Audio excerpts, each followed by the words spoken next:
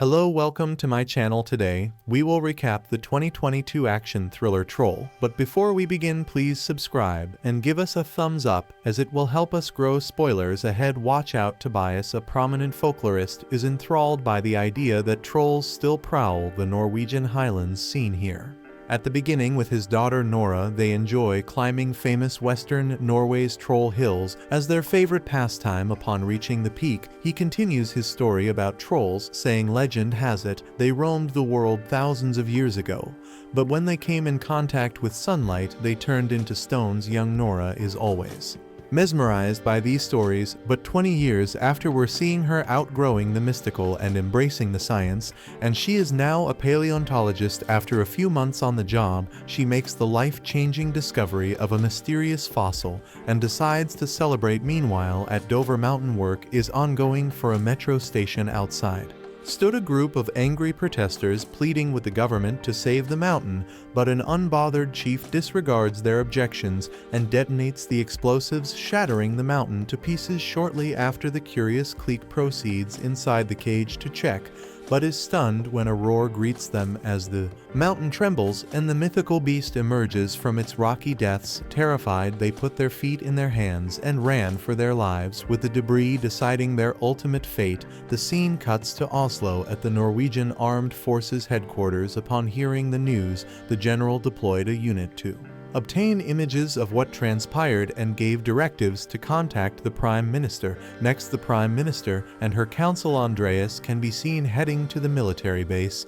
The Defense Minister updates them and informs them that there are over 50 casualties. As he shows them some first-hand close-ups, we can see huge holes in the ground, which Andreas assumes is a footprint, but he's not qualified, so his words carry no weight. Meanwhile, Nora, still in a celebratory mood with her co-workers, had her speech interrupted by the arrival of the military helicopter.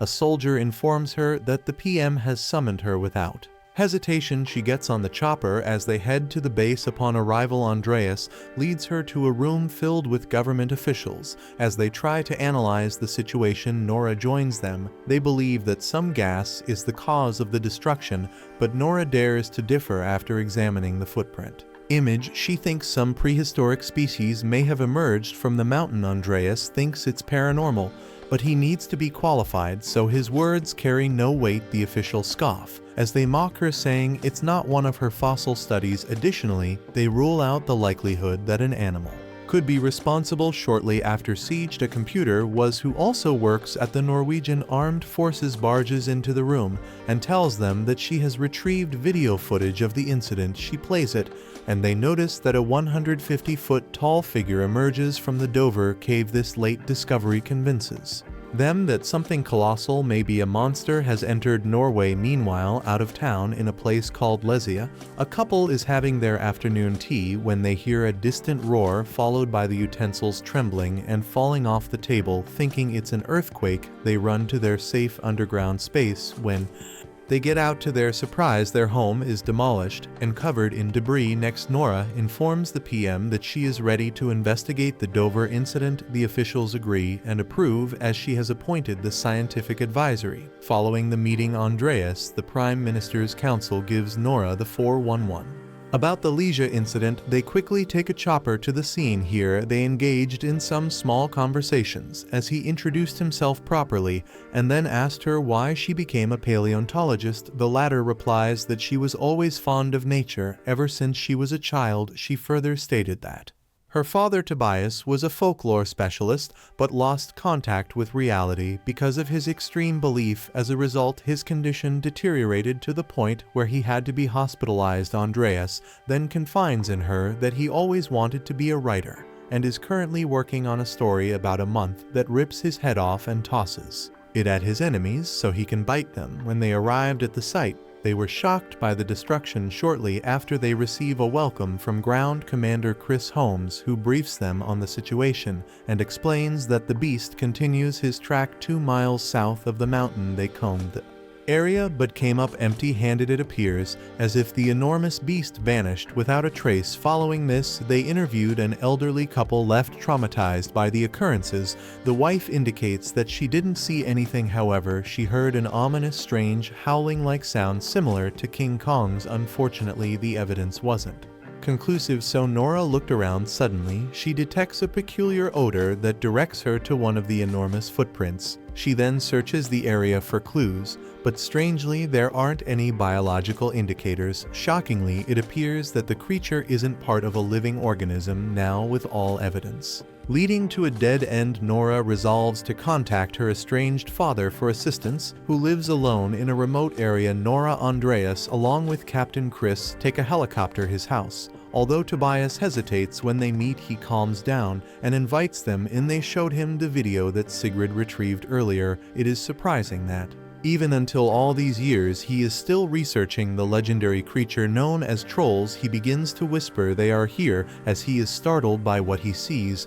But Nora, on the other hand, needs clarification and wants a scientific explanation, not just some legend, to solve the problem they face. On the other hand, Tobias maintains his hypothesis and argues that Nora Christianization causes the trolls to become extinct. He further stated that he was this close to finding out the truth until he was shot. He then grabs his backpack and says they're going on an adventure. Upon arrival at the location, Tobias immediately started surveying the area and noticed that the topography had changed entirely. Meanwhile, Nora detects the same off-putting scent, which she refers to as hibernature. As she scans around, suddenly, she notices a gigantic figure awakens from behind her. While the giant troll has camouflaged himself to blend in with the surroundings, the others also saw this and quickly started the helicopter. Luckily, they managed to flee just in time. When they reached a safe location, they went online and showed the video to the officials. Now everyone is convinced that the trolls are real. Following the latest development, the Prime Minister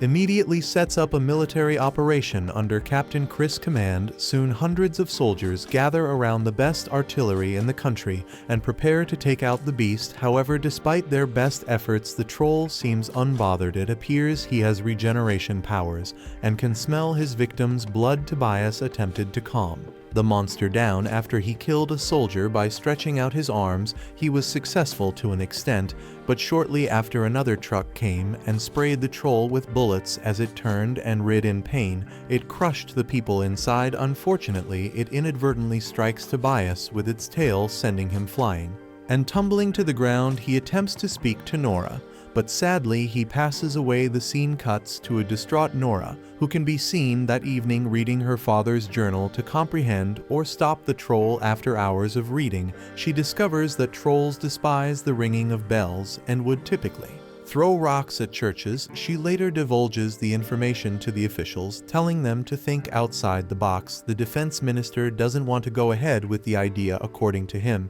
it's an absurd, superstitious plan, but the PM in general give her the go-ahead since they have no other option. The scene shows 4 military helicopters heading toward the troll, each with a big church bell attached. The plan seems to work at first, making the troll vulnerable, but after a while he becomes accustomed to it and later takes out some of the helicopters. Unfortunately, Nora's plan to take out the monster failed, dramatically leading to even more carnage and destruction. To make matters worse, various stations are covering the story globally. Following this, the Prime Minister addresses the nation on television to restore calm. She apologizes for her cabinet's inefficiency before declaring a state of emergency. Additionally, she urges the people of Oslo and its surroundings to evacuate their dwelling since for some reason the troll is moving toward them. Meanwhile, Nora loses her seat as a result of her failure. On the other hand, Andreas finds out that the government intends to attack Oslo to eliminate the troll. He has some ideas but needs to be qualified, so his words carry no weight. Hence, he steps down from his post. Next, we see him and Nora both leave the office. Following the announcement, thousands of people can be seen forming lines on the street to leave the city. Andreas and Nora are among them. Here, the latter is still furious that she couldn't solve the troll issue and decides to read her father's journal one last time. Alas, she finds a clue. She realizes that the term sending appears several times in the journal. Andreas informs her that Sending is the name of a prince that lives in Oslo's royal palace. He is reportedly among the wealthiest men in the nation. When Nora hears this, she insists they turn around and head back. She believes Oslo's royal palace may hold the key. They appear at the palace and meet Rikard Sending, who seems to have been anticipating their arrival.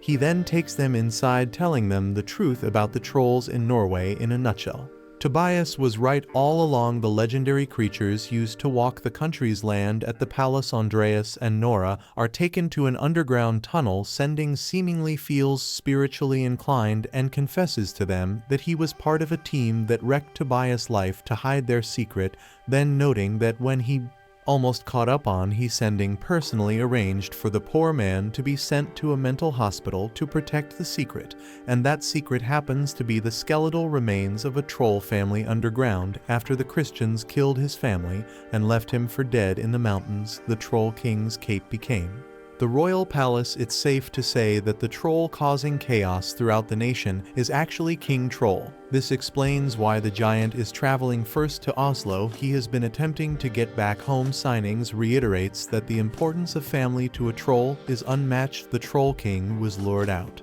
to the Dover Mountain during the christening of Norway, and imprisoned. However, he was freed by the earlier explosives and returned to Oslo to find his kids. Despite being surprised to learn the truth, Nora and Andreas are even more afraid when they know about this, and are even more terrified when they see the skeletal remains of his family. Nora discovers they sizzle when she shines her UV light on the bone.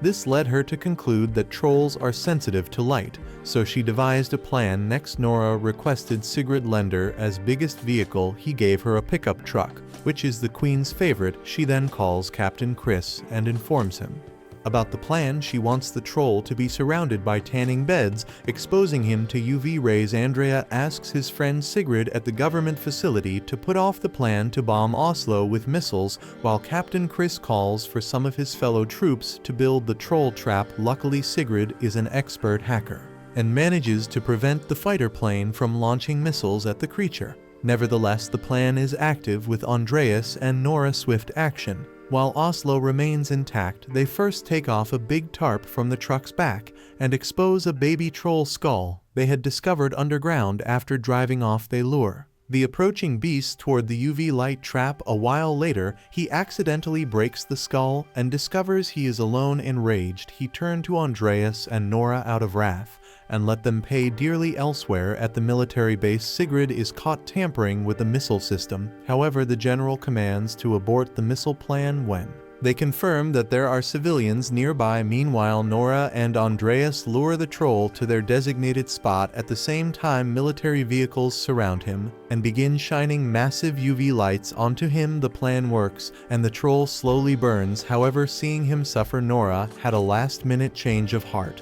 She realizes it's wrong to kill the creature, so she turns off the light and tries to save his life. She then urges the troll to go to the mountain where he is safe, but unfortunately, it is too late. Following this, there's a moment of calmness until suddenly sunrise hits, prompting the king troll to collapse into a heap. Just before he turns into a stone, Nora reaches out and touches him gently while everyone else was in a celebratory mood. She and Andrea started wondering whether more trolls were hiding deep in Norway's mountains. She then decides they should call the area to be as Boulder. In the final scene, we see a shot of Dover Mountain with a bunch of stones moving. Suddenly, another troll rises from the rubble, ready to unleash its wrath on the people of Norway. Thanks for watching. Please subscribe and check out our other videos. Goodbye.